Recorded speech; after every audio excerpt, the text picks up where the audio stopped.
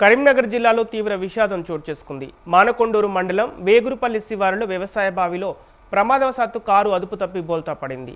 ఈ ఘటనలో ఊటూరు గ్రామానికి చెందిన సంగెం రాజు మృతి చెందారు.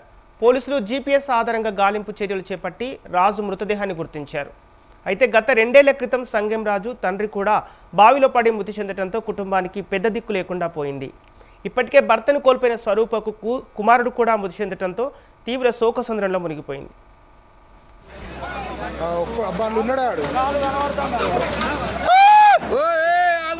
మనిషి కనబడతాడు.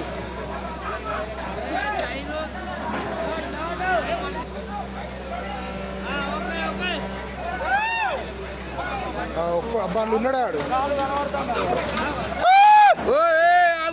మనిషి కనబడతాడు.